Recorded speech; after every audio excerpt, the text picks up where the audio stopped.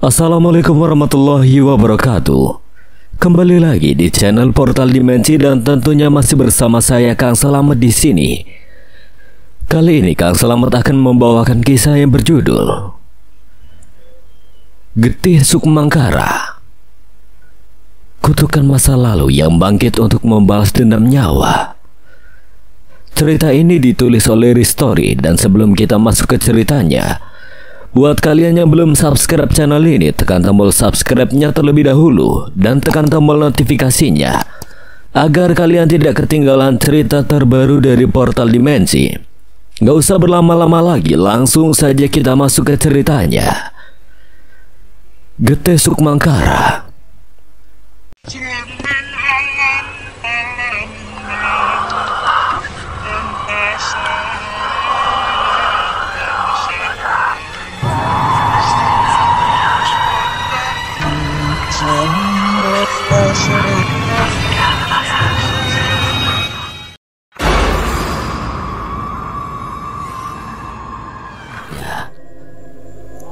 Ya sudah, kalian jaga Mbak Harriet dan Mbak Rajima di sini. Aku akan mengurus mereka bersama Nyi Inten. Mahendra berdiri berbalik ke arah Nyi Inten. Reza seketika menoleh ke arah Kuncoro, seolah saling memahami. Mereka berdua seketika ikut berdiri. Kalian mau apa? Kami mau membalas apa yang mereka lakukan pada guru kami. Jangan bodoh, Adiwangsa dan penari topeng itu bukan tandingan kalian. Bukan Demit dan penari topeng itu, Mbah, tapi dia.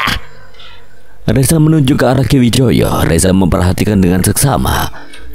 Dari ketiga musuh yang berdiri gagah di hadapan mereka, Adiwangsa, penari topeng, dan Ki Wijoyo, pilihannya jelas. Di antara mereka, Ki Wijoyo adalah yang paling lemah, atau setidaknya paling mungkin ditangani dua orang biasa seperti dirinya dan Kuncoro.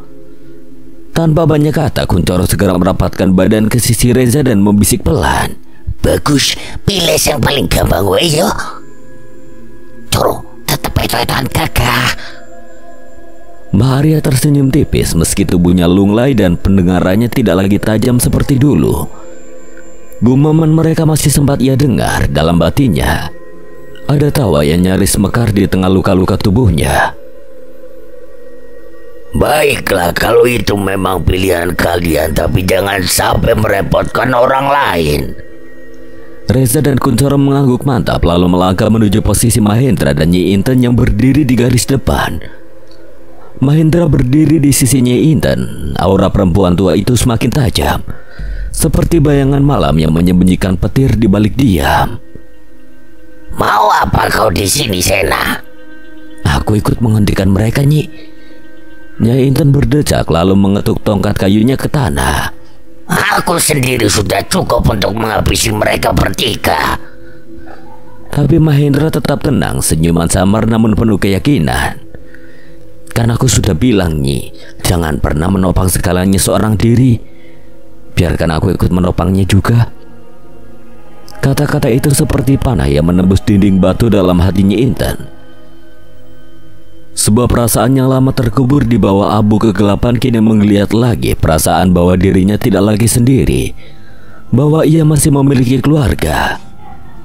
Ia membuang muka seolah tidak ingin Mahendra melihat mata tuanya yang nyaris berkaca. Baiklah, tapi ojo ngerepoti. Dari belakang Reza angkat suara. Suaranya keras dan jelas. Kami akan mengurus dukun itu. Nyi Inten menoleh pelan. Kali ini tidak ada bantahan, hanya satu kalimat pelan dengan nada setipis ujung keris. Kalau sampai merepotkan, aku sendiri yang akan menghabisi kalian. Kuncoro menelan ludah. Reza hanya mengangguk kaku. Mereka tahu Nyi Inten bukan sedang bercanda.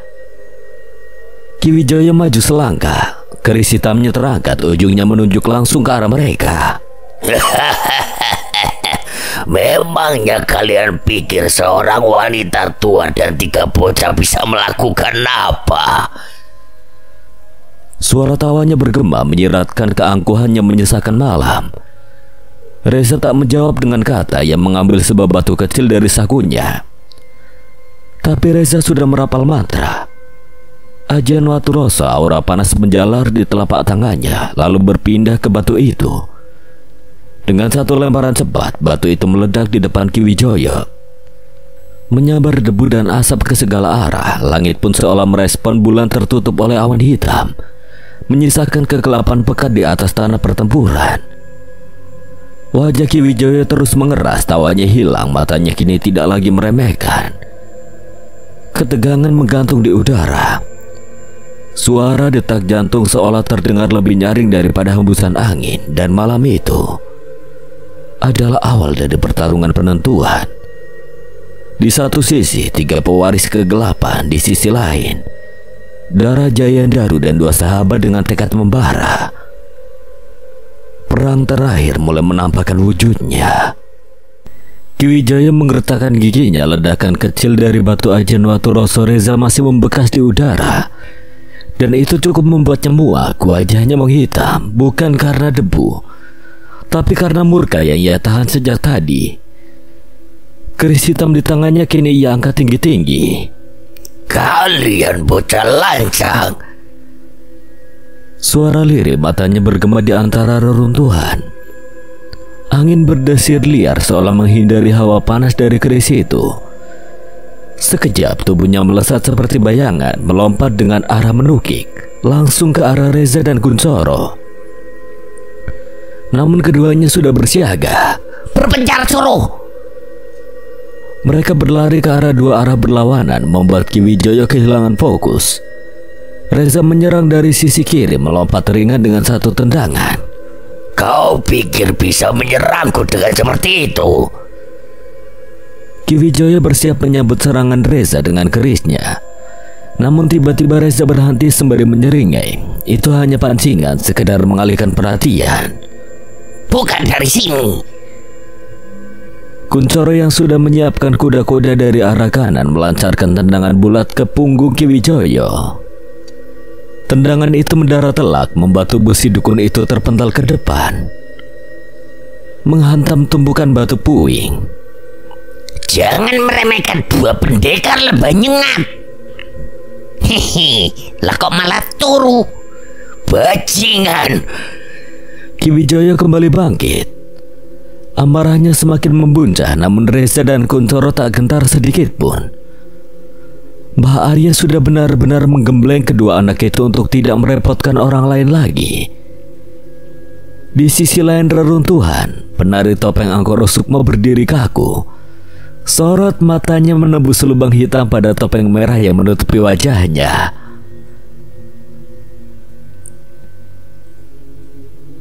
Jadi kau keturunan Arya Sena. Ya, dia adalah simbahku. Baguslah, hari ini aku akan membuat Arya merasakan bagaimana kehilangan keluarganya. Mahendra menatap penari topeng itu dengan senyuman tipis, tidak ada gentar sedikit pun di wajahnya. Seharusnya kau tahu alasan kenapa terahmu dulu dikalahkan oleh simbahku. Seketika tubuh penari topeng itu menghilang, ajian pajak Sukmo. Mahendra tidak bereaksi berlebihan, ia tetap tenang, memejamkan mata sepersekian detik. Dan saat siluet sosok itu muncul tepat di belakangnya, melayangkan tendangan berkecepatan tinggi. Mahendra sudah lebih dulu membalik badan, satu lengan menangkap pergelangan kaki penari topeng itu, lalu mendorongnya mundur dengan tenaga batin. Ajianmu sudah kupelajari dari caramu melangkah. Sebuah pukulan ke arah perut Mahendra lancarkan, namun dengan cepat penari topeng itu memutar tubuhnya melepaskan diri dari Mahendra. Ia muncul beberapa meter di depan Mahendra. Rupanya kau cepat belajar ya. Tapi bukan hanya itu saja yang dapat aku lakukan. Begitupun dengan diriku. Sementara itu di tengah medan, Nyi Inten mengetuk tongkatnya ke tanah, matanya menatap lurus ke arah sosok hitam besar yang berdiri penuh angkara. Adiwangsa. Dasar pengecut, memanfaatkan sisi gelapku hanya demi ambisi untuk membalas dendam. Adiwangsa mendengus, tidak mengerti apa yang dimaksud oleh Nyai Inten. Apa yang kau omongkan, wanita tua? Siapakah sebenarnya? Nyi Intan tidak menjawab. Ia melangkah pelan, menyibakkan debu dan reruntuhan dengan hembusan kakinya yang masih bersandal jepit lusuh. Tangannya menunjuk lurus ke wajah Adiwangsa. Kau tidak perlu tahu siapa sebenarnya aku. Satu hal yang boleh kau tahu adalah aku akan menghabisimu. Sombong sekali kau wanita tua. Tak terima diejek, Adiwangsa meraung dan menerjang. Tinju iblisnya mengarah tepat ke dada Nyi Intan, namun... Apa, kemana dia pergi? Nyi Intan menghilang dari tempatnya hingga tiba-tiba sebuah telapak kaki beralaskan sandal anyaman lusuh mendarat tepat di wajah Adiwangsa. Sebuah tendangan berbalut energi hitam pekat mendarat telak di pipi Adiwangsa. Tubuh besar itu terpental 2 meter, menghantam pilar batu dan membuatnya terguling. Rasakan bau sendalku itu. Hehehe.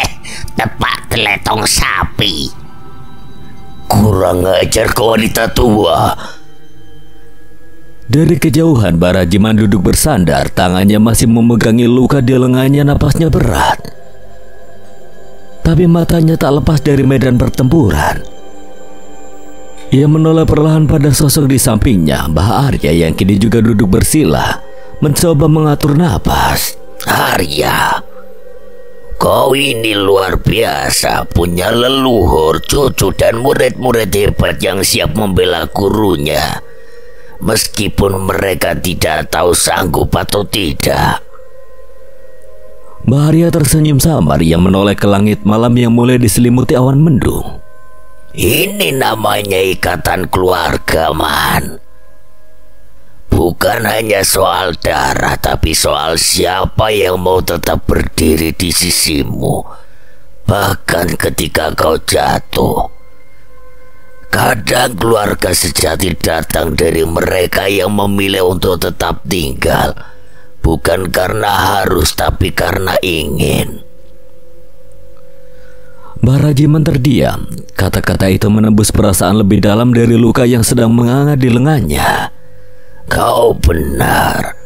Aku sudah melihatnya sendiri saat kau berusaha keras untuk melindungiku. Di tengah reruntuhan yang berselimut debu dan pekik mantra, 2 sosok muda masih bertahan meski tubuh mereka mulai penuh luka.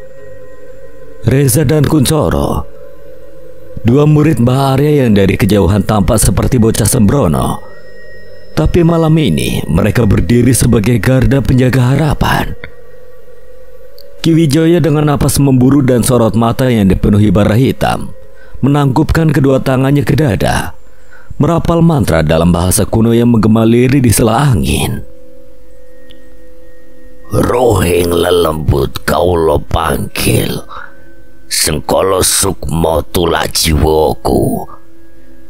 Keris hitam di tangannya berasap tipis. Hawa dingin menusuk tulang menjalar dari ujung besinya, namun Reza dan Kuncoro tidak tinggal diam. Coro ajian watu roso. Keduanya mengangkat batu dari tanah, merapal mantra, dan dalam satu ayunan melemparnya dari 2 arah. Batu-batu itu melesat, memecah udara seperti anak panah. Ledakan mengguncang tanah, debu mengepul tinggi menutup pandangan seketika. Kenapa, Reza? Kuncoro menyipitkan mata ke arah Ki Wijaya. Pasti kena, mana bisa dia hindari 2 arah sekaligus.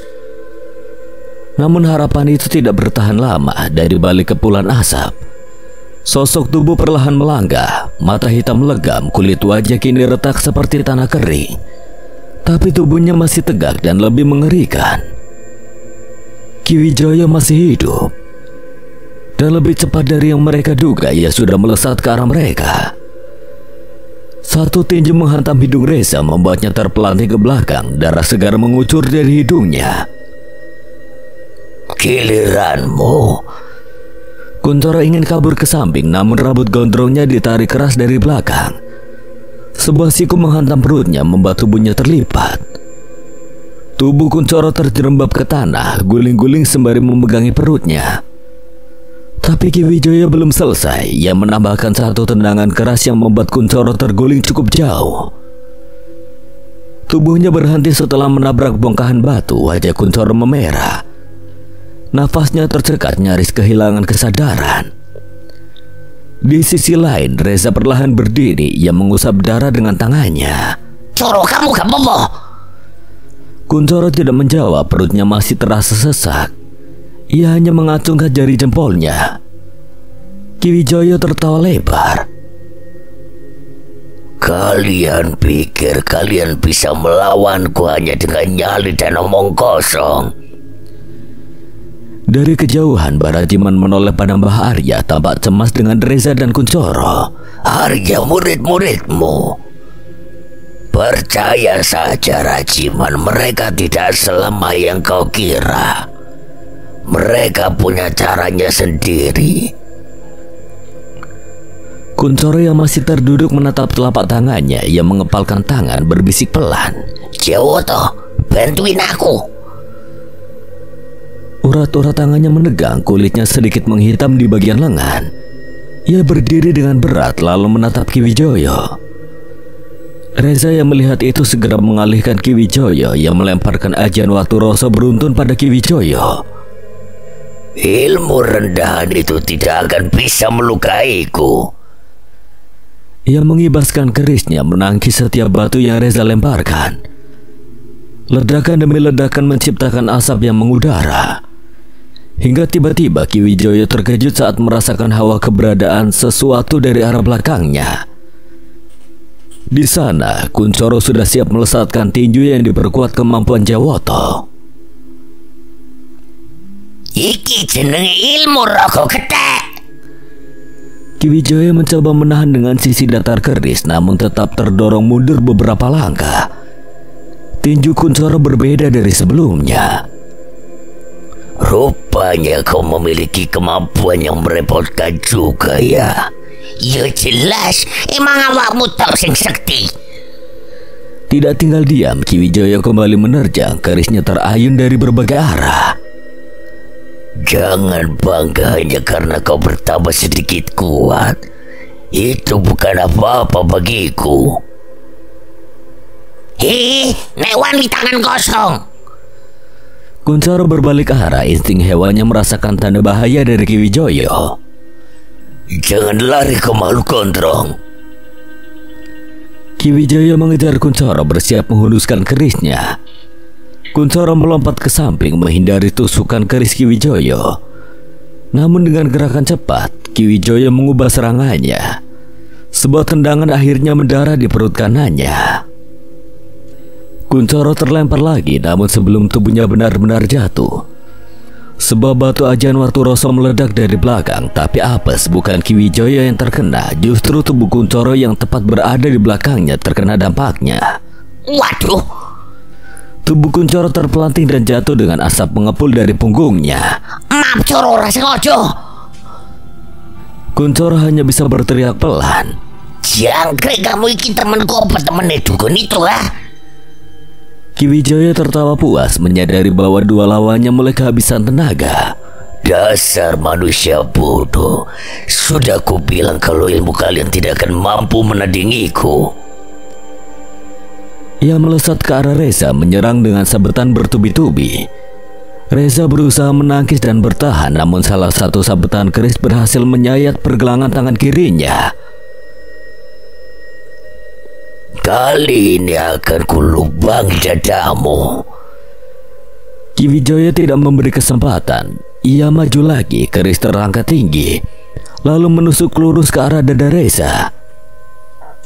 Reza tidak bisa menghindar lagi. Dirinya refleks mengangkat telapak tangannya, berpikir lebih baik melukai tangannya dibandingkan keris itu menusuk jantungnya. Namun hal tak terduga terjadi. Keris itu menghantam tepat pada telapak tangan kanan Reza. Tangannya mengenakan cincin Sukma Jati. Bunyi logam pecah terdengar keras. Keris hitam Ki Wijoyo patah. Potongan bilahnya terbang berputar dan menancap di tanah. Ki Wijoyo mundur dua langkah, matanya melebar tak percaya. Apa yang kau lakukan pada kerisku? Reza sendiri tampak bingung. Ia menatap telapak tangannya, tidak ada luka.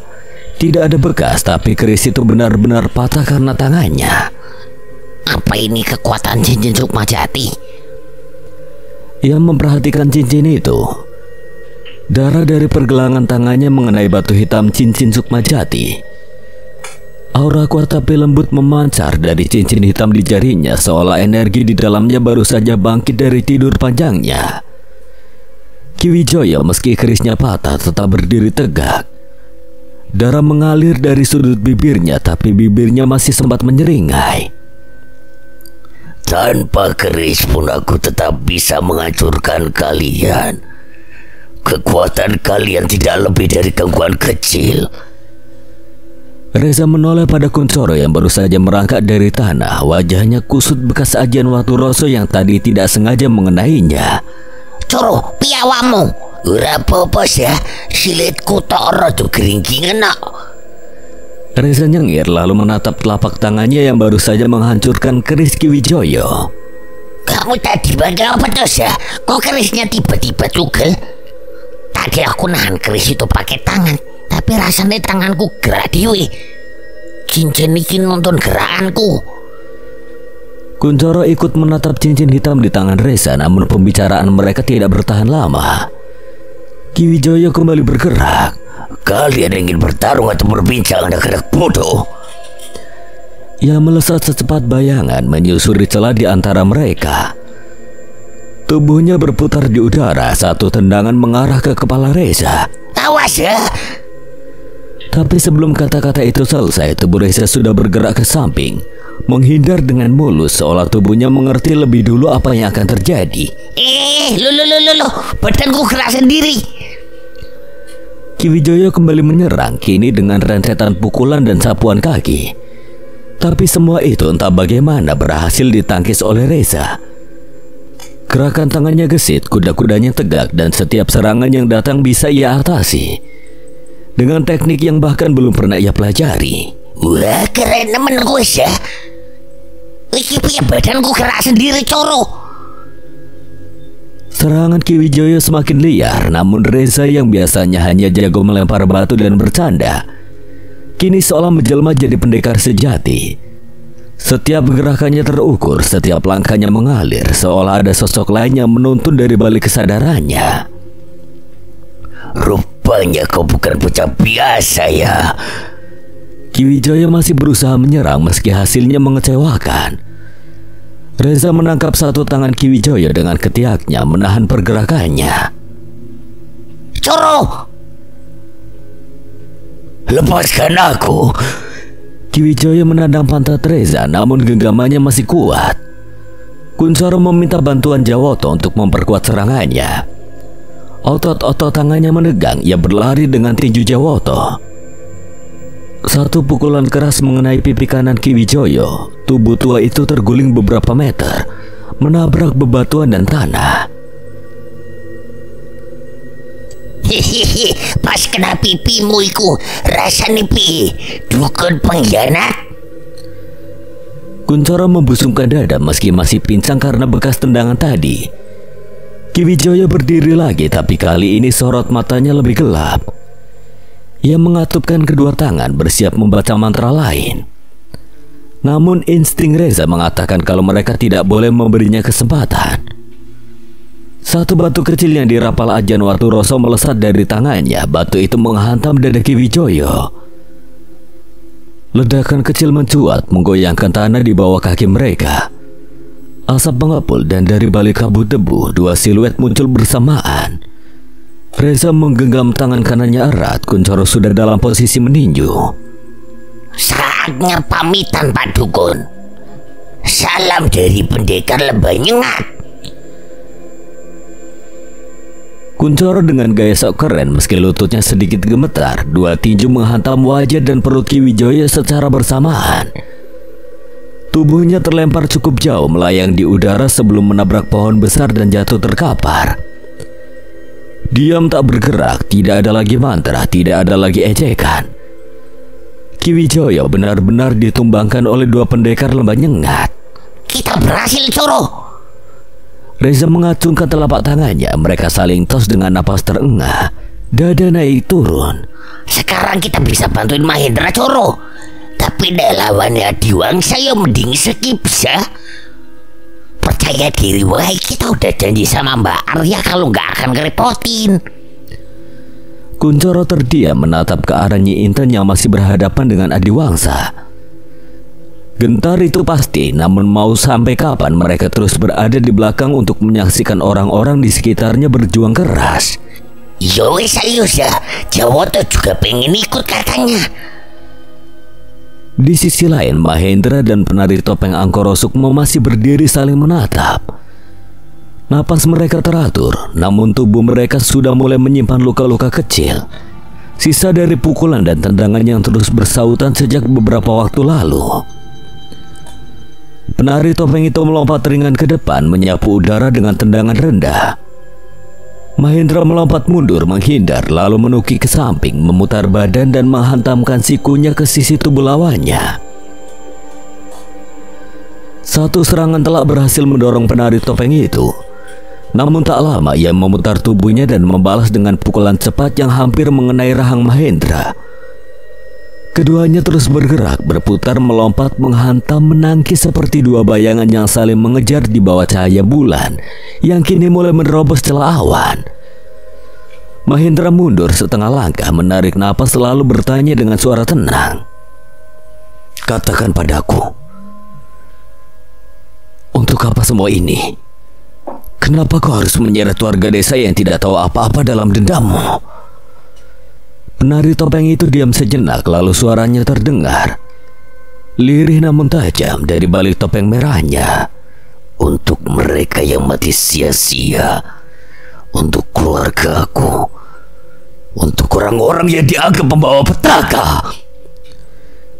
Ia menggenggam kain bajunya erat, sorot matanya menyala dari balik lubang topeng, memancarkan kebencian yang mendidih sejak bertahun-tahun lalu. Rogowetan harus tahu rasanya kehilangan, sama seperti aku. Mahendra menatapnya dalam diam, tapi bukan diam ketakutan, bukan pula kebingungan, melainkan belas kasih. "Kehilangan kurasa tidak kau saja yang merasakan hal itu. Banyak orang yang merasakannya lebih darimu." Ingatan mengenai pembantaian Trahjayaan Daru terbesit dalam benaknya. Meski tidak melihat sendiri, namun ia dapat merasakan bagaimana rasa kehilangan itu dari perasaannya Inten. "Aku tahu, rasa sakit itu bisa membuat manusia berubah. Tapi dendam hanya akan membuat luka itu terus menganga, tidak akan menjadi lebih baik. Bahkan setelah darah belasan tumpah, kau tetap akan merasa kosong." Penari itu menegang. Mahendra melangkah perlahan, menatap langsung ke arah topeng itu. "Aku tahu keluarga bukan cuma tentang darah, tapi tentang siapa yang ada saat kau rapuh, yang bertahan bersamamu. Dan mereka yang kau bunuh dari desa Rogowetan bisa jadi adalah keluarga bagi orang lain yang juga kehilangan. Kau hanya meneruskan lingkaran dendam ini. Kau tidak akan tahu jika kau tidak merasakannya sendiri. Jangan berlagak seperti pahlawan. Jangan pura-pura mengerti rasa sakitku." Ia menangkupkan tangan, lalu menghentakkan kaki ke tanah. Tanah bergetar pelan, api kecil mulai memercik dari telapak kakinya, lalu membesar perlahan melilit tubuhnya dari kaki hingga betis. Api itu bergerak seperti ular, menari liar mengelilingi tubuhnya, mengikuti irama hentakan kaki. Tarian Getih Sukmanggara. Mahendra mengencangkan kuda-kudanya. Penari topeng itu tiba-tiba lenyap dari tempatnya. Dalam sekejap, suara siuran angin datang dari arah kanan. Satu tendangan menyambar ke arah pinggang Mahendra. Ia mengangkat lengan kanannya, menahan dengan kuat, tapi percikan api ikut menyambar kulit lengannya. Mahendra meringis, kulit lengannya memerah terbakar.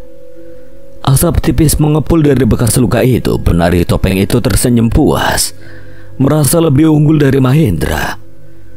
Namun Mahendra masih dengan tenang meski lengannya masih meninggalkan bekas terbakar. "Jika kau ingin tahu rasanya, maka bersiaplah merasakan apa itu rasanya kehilangan. Mahendra menatap luka itu sejenak, lalu ia meraih tasbih miliknya dari saku celananya.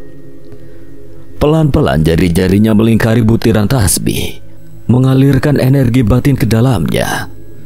Hawa hangat muncul dari dalam tasbih menyelimuti tangannya. Kau terlalu termakan omongan sehingga kau tidak tahu dari mana dendam yang ada dalam dirimu itu berasal. Kulit yang melepuh perlahan berubah, tidak sepenuhnya sembuh, tapi cukup untuk membuatnya kembali menggenggam keyakinan. Apa? Penari topeng itu terkejut melihat dampak dari serangannya tidak terlalu berefek. Matanya menyala. Api di kedua kakinya membumbung, menyala 2 kali lebih besar. Lonceng di pergelangan kakinya berdenting cepat. Gema suara menari-nari bersama api seolah alam menyambut kehancuran. Kau bisa menyembuhkan luka bakarmu. Menarik. Kalau begitu biar ku bakar seluruh tubuhmu. Mahendra tidak menjawab, ia hanya mengatur napasnya dalam. Jemarinya meremas tasbih lalu perlahan mengalirkan energi itu ke arah cincin di jari kanannya. Cincin Pancasona, pusaka warisan dari eyangnya Senapati. Aura putih samar mulai menyelubungi tubuhnya. Ia melangkah maju, menapak mantap di atas tanah penuh jejak sejarah dendam. Meski dirimu sendiri seharusnya kau sadar bahwa dirimu masih memiliki sang pencipta. Manusia sok suci. Penari topeng melesat lebih dulu. Tendangannya diselimuti api menyambar dari kiri. Mahendra memiringkan tubuh, menghindar setipis rambut. Balasan datang cepat, sebuah pukulan ke ulu hati, lalu siku menyambar ke arah dagu. Penari topeng itu mundur setengah langkah, tapi kembali maju dengan tendangan berputar. Kali ini Mahendra menangkis dengan lengan, memutar badan dan menghantam balik dengan lutut kerusuknya. Mereka terus bergerak, bukan lagi sekedar bertarungan, tapi benturan 2 warisan.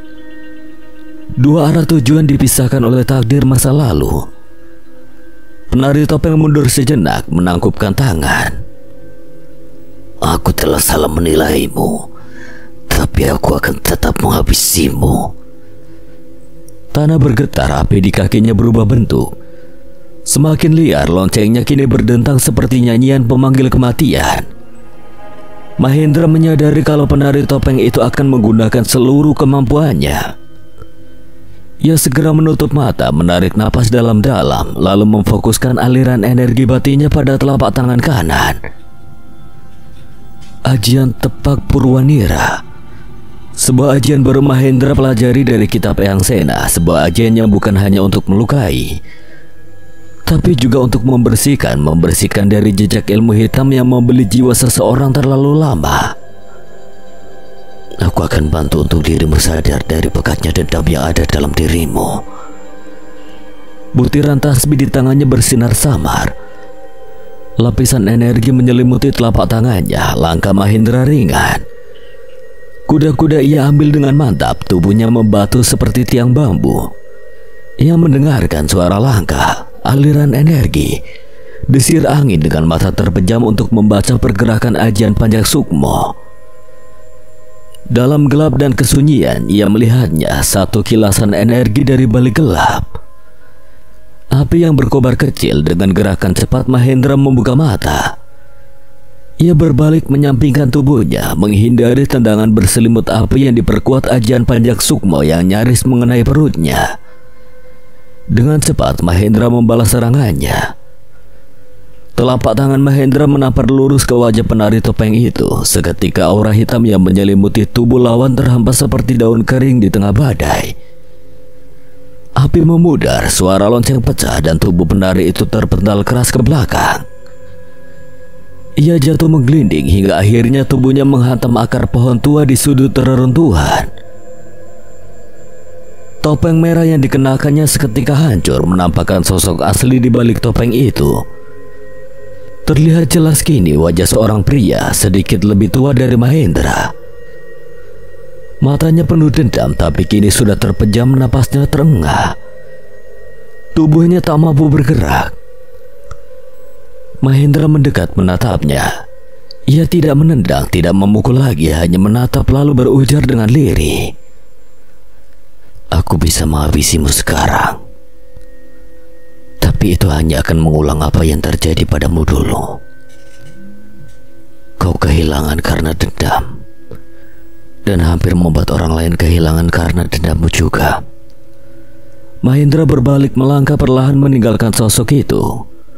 Terbaring di antara puing-puing, mata Mahendra masih menatap ke depan.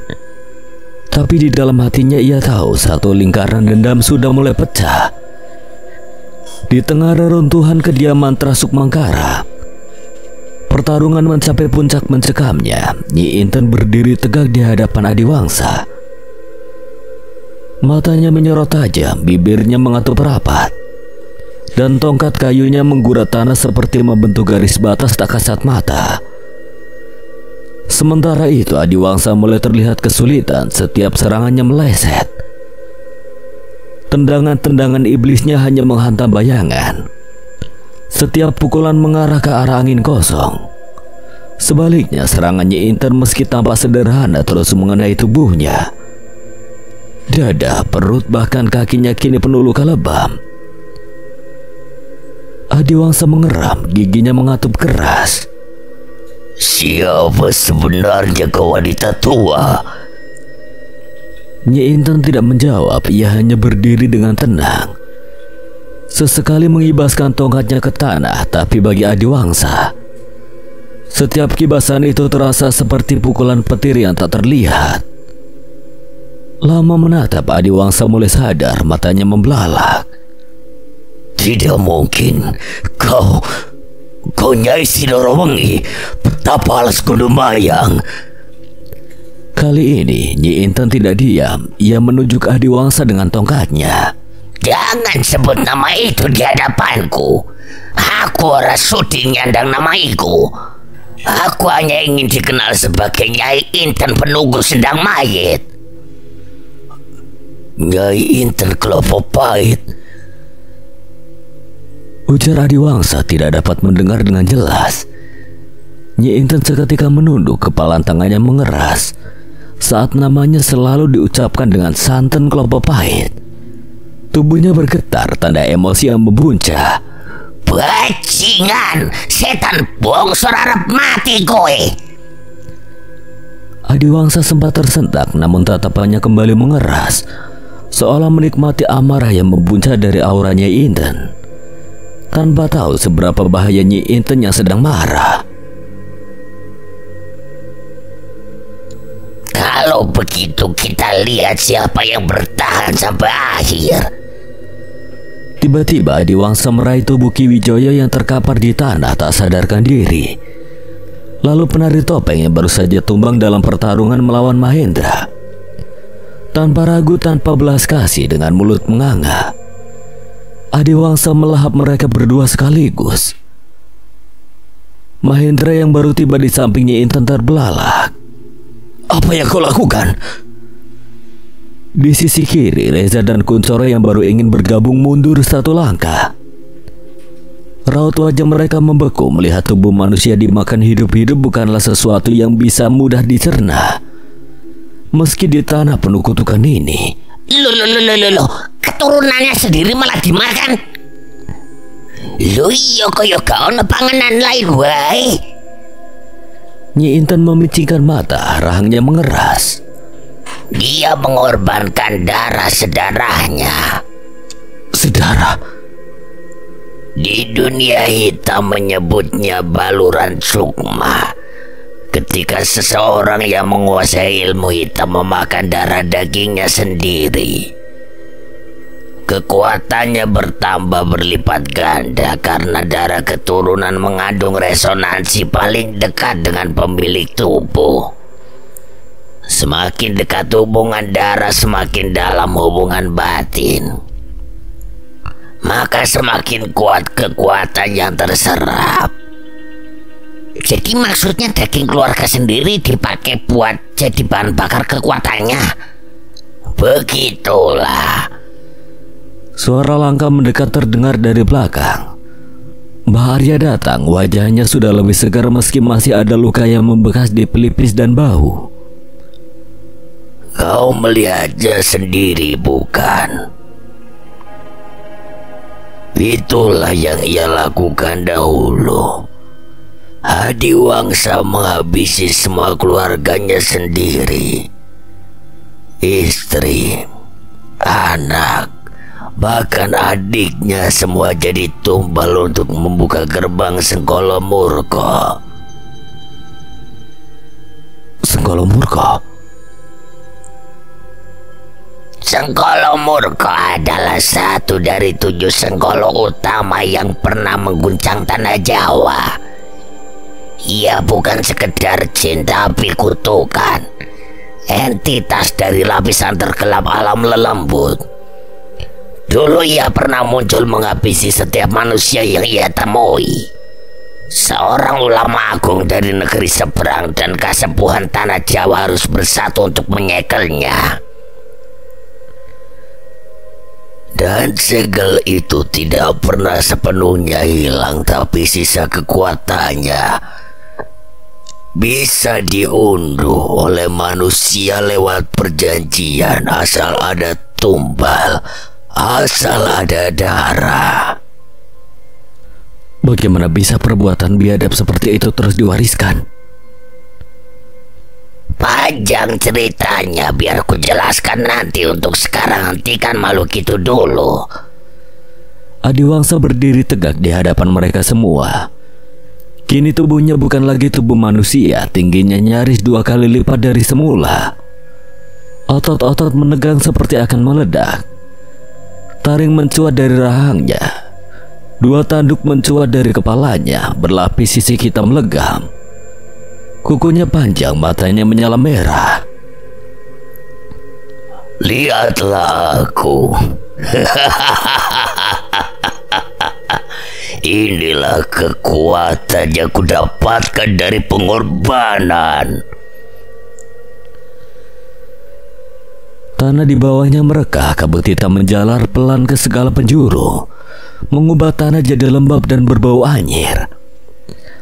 Mahendra mengepalkan tangan, kesal karena Adiwangsa memakan darah keturunannya sendiri. Sementara Reza dan Kuncoro hanya bisa menahan napas. Bulu kuduk mereka meremang merasakan pancaran energi yang mengerikan dari Adiwangsa. Namun Nyai Inten tetap berdiri tenang meskipun wajahnya tidak bisa menyembunyikan satu hal: kesedihan.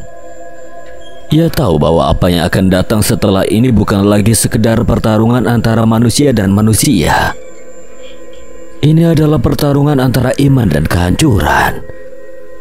Biadab. Tak pernah kuduga kau akan serendah ini. Nyai Inten berdiri di sampingnya. Ia menancapkan tongkatnya ke tanah lalu menatap Mahendra sekilas. Bersiaplah, ini bukan lagi pertarungan biasa. Belum sempat Mahendra menjawab, Adiwangsa bergerak dengan tangan kirinya yang besar. Ia mencabut sebuah pohon di pinggir reruntuhan. Akarnya mencuat, tanah tercabik seperti kertas sobek. Tanpa aba-aba, ia mengangkat batang pohon itu dan melemparkannya ke arah mereka. Akan kulombat kalian semua. Mahendra terkesiap, Reza dan Kuncoro hanya sempat menunduk. Tapi sebelum pohon itu menyentuh tanah, Nyi Inten mengangkat tangan kanannya. Sebuah ledakan hitam meledak dari telapak tangannya, udara bergemuruh. Pohon besar itu meledak berkeping-keping, pecah jadi serpihan-serpihan kayu terbakar yang berjatuhan seperti hujan tajam. Awas Nyi! Dari balik hujan serpihan itu, Adiwangsa melesat, matanya merah menyala. Tinju iblisnya terkepal. Tubuhnya seperti kilat yang mengarah ke satu titik. Tinju itu menghantam Nyi Inten dengan keras. Nyai! Tubuh Nyai Inten terpental menghantam tanah, berguling jauh hingga menghantam akar pohon besar. Debu mengepul tinggi. Mahendra hendak berlari menghampirinya, namun tangan Mbah Arya menahan bahunya. Tidak perlu khawatir. Kau sudah tahu kan seberapa kuat Nyi Inten. Mahendra terdiam, ia hampir lupa. Tentu saja Nyi Inten tidak akan tumbang hanya dengan serangan seperti itu. Mbah Arya menatap ke arah Adiwangsa yang kembali berdiri sambil tertawa puas. Kau benar-benar telah jadi iblis, Adiwangsa. Mengorbankan seluruh keluargamu hanya demi kuasa yang menggerogoti jiwamu. Aku tidak peduli. Terasuk Mangkara harus kembali diakui yang memiliki kekuatan besar. Dan inilah caraku agar tidak ada lagi yang berani memandang rendah Terasuk Mangkara.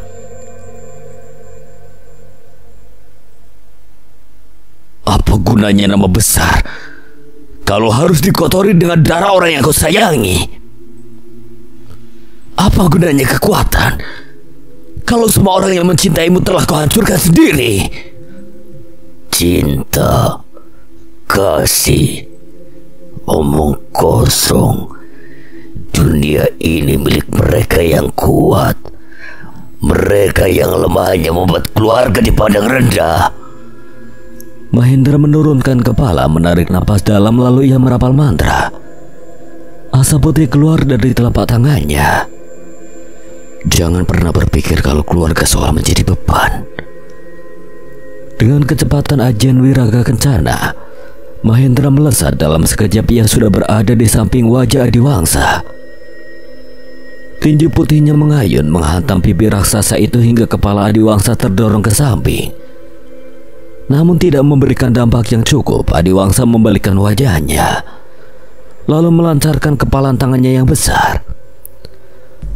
Mahendra mati langkah, tak sempat menghindar. Ia menyilangkan kedua tangannya untuk bertahan.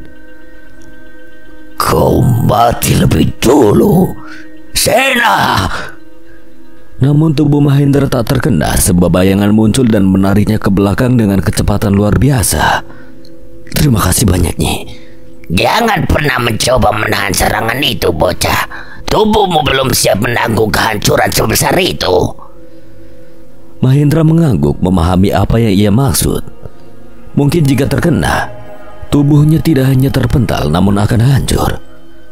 Reza dan Kuncoro melangkah maju meski kaki mereka gemetar.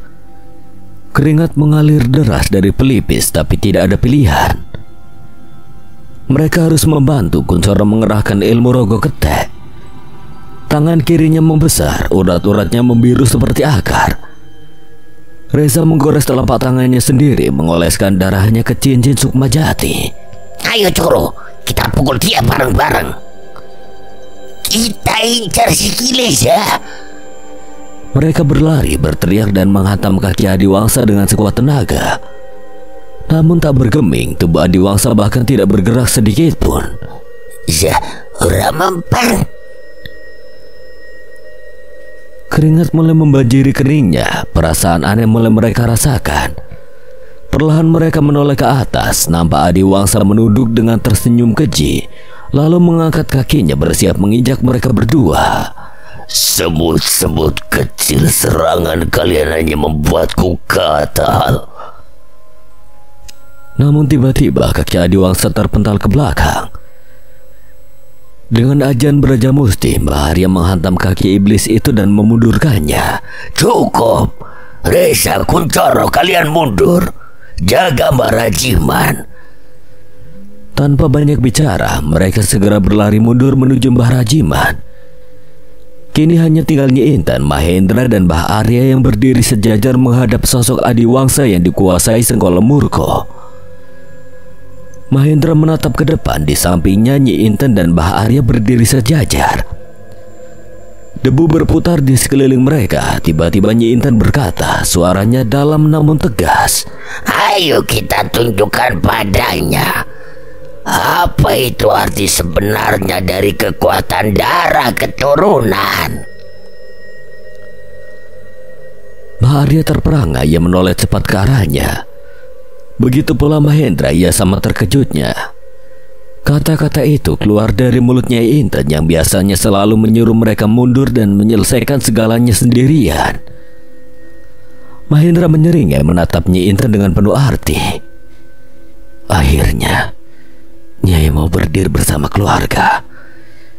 Nyai Intan pura-pura tak melihat meski di pipinya jelas terlihat rona malu. Kaya tutu Nyai Intan.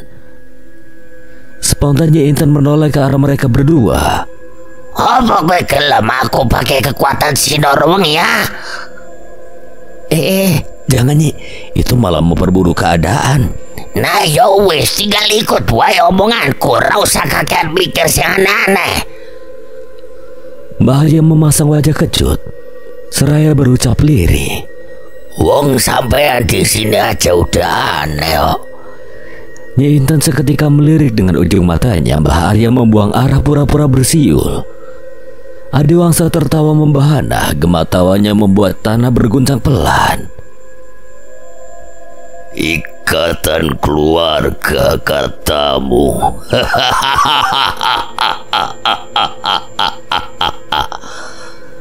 Baiklah, akan kutunjukkan betapa lemahnya ikatan itu. Keluarga hanya akan jadi beban. Yang kuat akan tetap berdiri, yang lemah hanyalah batu pijakan. Tawanya terhenti. Tinju Nyai Intan mendarat tepat di dagunya, menghentikan ocehannya. Mahendra menyusul. Tinju menggunakan ajian Braja Musti dan ajian Wiraga Kencana untuk menyerang dari arah kanan. Disusul Mbah Arya menyerang dari sisi kiri dengan ajian Braja Musti miliknya. Tubuh Adiwangsa terdorong ke belakang namun tidak tumbang. Dari pori-porinya keluar hawa hitam kental. Kepalan tangannya menyala pekat, siap melumat siapapun yang mendekat.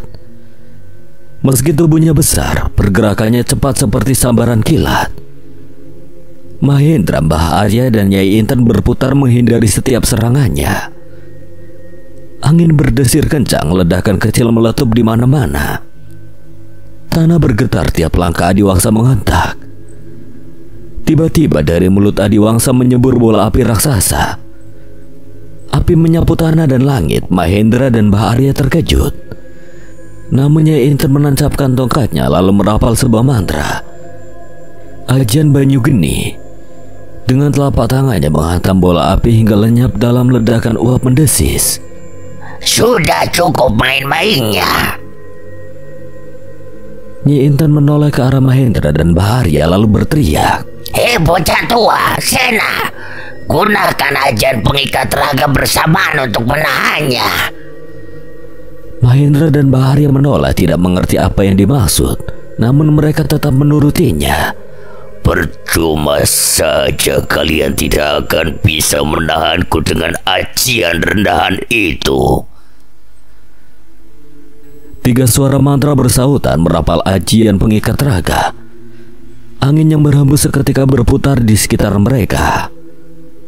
Tanah bergemuruh. Dari dalam tanah muncul rantai gaib berwarna hitam dan putih, membeli tubuh Adiwangsa. Berbeda dengan ajian pengikat raga biasa, ini lebih dalam, lebih kuat dan lebih murni.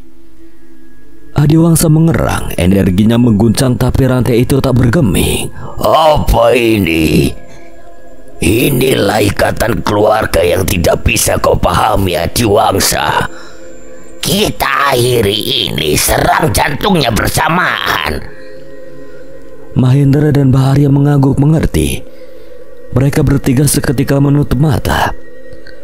Sebuah mantra mereka rapalkan, ajian Braja Musti. Namun kali ini bukan versi biasa. Energi yang menyelubungi mereka seperti nyala putih dan hitam yang berputar mengitari tubuh mereka. Mahendra dengan tasbih yang berpendar putih menyelubungi kepalan tangannya. Mbah Arya dengan tangan bergetar merah asap putih menguar dari pori-pori kulitnya. Sementara Nyai Intan menggunakan ajian Braja Musti ireng miliknya. Asap hitam pekat menyelimuti tangannya. Tidak mungkin. Kenapa kekuatan Segala Murka masih tetap tidak bisa menandinginya? Dalam satu hentakan, 3 tinju menghantam dada Adiwangsa. Tubuh itu terangkat, cahaya dan kegelapan meledak bersamaan. Lubang besar terbentuk di dadanya. Ia mematung lalu perlahan runtuh. Namun sebelum tubuh itu menghilang, asap merah keluar dari lubang dadanya, menggumpal di udara. Suaranya berat, nyaring. Jadi Giant Daru masih hidup rupanya. Sengkala murka, bocah tua Sena, hancurkan dia. Namun suara tawa itu menggema dan asap merah itu seketika menghilang tertelan udara malam. Ia melarikan diri. Memangnya apa itu, Nyai? Itu adalah pecahan dari jiwa Sengkala murka. Ia kembali ke tubuh aslinya. Tubuh Adiwangsa perlahan memudar, lalu lenyap bersama debu. Tak tersisa. Reza, Kuncoro, dan Mbah Rajiman berlari menghampiri. Mbah Rajiman tersenyum lirih. Kalian luar biasa. Mahendra terduduk menarik napas panjang. Badannya basah oleh keringat. Dadanya naik turun. Ia terduduk di tanah. Matanya menatap ke arah Mbah Arya dan Nyai Inten yang saling tatap dengan ujung matanya. Kenapa kau tidak bilang dari dulu kalau dirimu adalah leluhurku sendiri? Nyai Inten menoleh lalu mencengkeram kerah baju Mbah Arya. Itu bukan urusanmu. Loh, kalau aku tahu dari dulu, aku gak akan melawanmu, Nyai. Dosa besar melawan leluhur sendiri. Dosa apanya? Tujuanmu tidak memberikan dampak apapun padaku. Jangan sok merasa bersalah soal aku lebih kuat dariku, bocah tua. Mahendra hanya menatap mereka tersenyum. Di pikirannya jelas, saat Mbah Arya melawan Nyai Inten dulu, ia tidak tahu. Tapi Nyai Inten juga tidak membunuhnya karena entah bagaimana. Mereka saling tahu bahwa ada ikatan darah di antara mereka. Wis tua, ora usah tukaran. Menang. Teriak Mbah Arya dan Nyai Inten berbarengan. Kuncoro seketika mundur 3 langkah. Insting hewannya mengatakan untuk tidak ikut campur dengan urusan mereka. Mahendra hanya menggeleng. Aku tahu kalau kalian pasti saling menyesal karena sempat bertarung. Keduanya seketika membuang muka dengan wajah kecut. Kata-kata Mahendra seolah terjawab dengan tingkah mereka. Mahendra kembali menatap ke arah tempat Adiwangsa sebelumnya melebur. Terbesit rasa ingin tahu yang sebelumnya belum terjawab.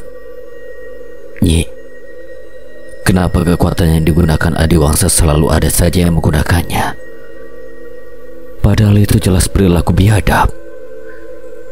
Nyi Inten menarik napas dalam, matanya tak berkedip, menatap lurus ke arah tubuh Adiwangsa yang sebelumnya menguap menjadi debu. Suasana serasa berat, seberat cerita yang hendak ia bagi. Semua ini sudah ada sejak dulu. Semua mata seketika tertuju ke arah Nyi Inten menunggu perkataan yang keluar dari mulutnya. Dulu sebelum agama-agama datang, sebelum tanah ini mengenal kitab, kaidah dan panutan, manusia Jawa hanya hidup dengan satu hukum. Kuat sing menang, lemah sing hilang. Yang kuat dianggap titisan dewa, yang kalah dianggap layak untuk dikorbankan. Tidak ada benar atau salah, yang ada cuma siapa yang mampu bertahan. Itulah zaman ketika manusia masih setengah dewa dan sebagian lainnya memilih jadi setan. Ia menoleh ke arah langit kelabu yang kelam seolah mencoba mengingat apa yang terjadi di masa lalu. Di masa itu gunung bukan hanya batu tinggi. Dia adalah tahta, sungai adalah darah para leluhur. Hutan-hutan disucikan karena di dalamnya bersemayam kekuatan yang tidak bisa dilawan oleh logika. Berarti memang banyak yang seperti Adiwangsa, Nyi. Sudah banyak, tapi kalian hanya mengenal 1-2 nama yang masih tersisa dalam cerita rakyat. Padahal kenyataannya puluhan bahkan ratusan manusia di masa lampau melakukan hal yang sama seperti Adiwangsa.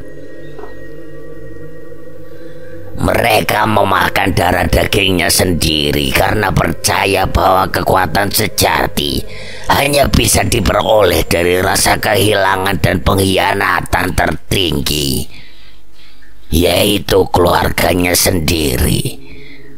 Dan inilah bentuk terdalam dari Senggala Murga, kutukan Angkara. Lalu, kenapa? Kenapa ilmu semacam itu masih bisa ditemukan hingga sekarang?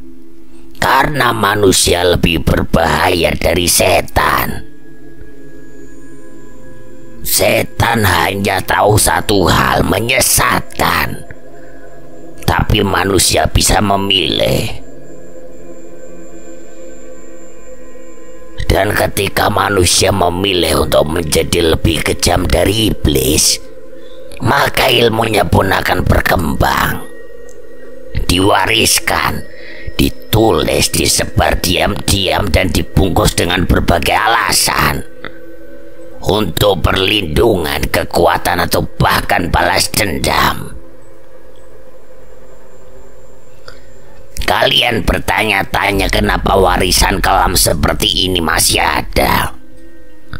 Itu karena dalam setiap generasi selalu ada 1-2 manusia yang percaya bahwa penderitaan mereka lebih penting dari kehidupan orang lain. Dan selama dunia masih dihuni oleh orang yang berpikir seperti itu, warisan ini akan terus hidup, menyusup ke dalam hati manusia-manusia yang merasa paling terluka, paling benar dan paling pantas membalas.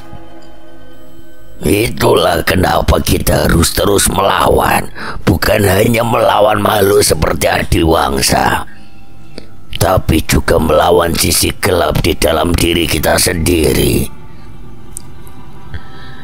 Reza menatap ke bawah, memandangi cincin sukma jatinya yang sedikit berkilau di bawah cahaya bulan. Terus kita ini apa? Kalau warisan kekuatan itu juga kita miliki. Kalian bukan pewaris darah, tapi pewaris pilihan. Dan hari ini kalian memilih berdiri melawan, bukan mengikuti. Hening, angin malam berhembus pelan. Tapi kehangatan dari kata-kata itu terasa jauh lebih dalam dari api manapun. Barajimannya sejak tadi berdiri memandangi sisa-sisa reruntuhan kediaman terasuk Mangkara akhirnya membuka suara. Nyai. Nyi Intan menoleh setengah. Tongkat kayunya masih tertancap ke tanah. Wabah itu yang menyerang warga apa sudah musnah seluruhnya? Nyi Intan memejamkan mata sejenak, menghirup udara malam yang kini terasa lebih ringan. Basuh setiap orang yang terjangkit dengan air dari sendang mayit. Jangan bawa mereka ke sana, cukup ambil airnya dan mandikan di desa. Barajiman mengangguk, raut wajahnya perlahan mencair. Meski gurat lelah tetap belum benar-benar hilang. Terima kasih, Nyai. Nyi Intan tidak menjawab, ia berbalik, bersiap untuk pergi namun langkahnya terhenti. Ia menoleh ke arah Mahendra dan Mbah Arya yang berdiri di belakangnya. Sena, bocah tua. Setelah urusan kalian dengan warga selesai, temui aku di sendang mayit. Ada yang ingin aku sampaikan pada kalian. Mahendra dan Mbah Arya saling tatap. Mereka tahu kalau ini mungkin berhubungan dengan Eyang Sena. Baik, Nyai. Nyi Intan kembali berjalan, tongkatnya mengetuk tanah dengan irama yang perlahan menjauh. Sosoknya perlahan menghilang dalam kegelapan hutan. Dendam telah berakhir. Kutukan masa lalu tidak lagi menuntut tumbal. Mereka yang tersisa belajar bahwa kekuatan sejati bukan terletak pada ajian atau warisan darah, tapi tapi pada keberanian untuk memutus rantai kegelapan. Di tengah reruntuhan dan arwah yang telah tenang, sebuah ikatan baru lahir. Bukan dari darah, tapi dari kesetiaan dan pengorbanan. Karena sejatinya keluarga bukan hanya yang satu darah, tapi mereka yang memilih untuk saling menjaga, meski dalam gelap sekalipun. Sekian, dan terima kasih buat Tristory yang telah mengizinkan saya membawakan ceritanya. Apabila ada kesalahan atau kekurangan, Kang Selamat memohon maaf sebesar-besarnya, dan akhir kata, Kang Selamat pamit undur diri. Wassalamualaikum warahmatullahi wabarakatuh. Sampai berjumpa lagi.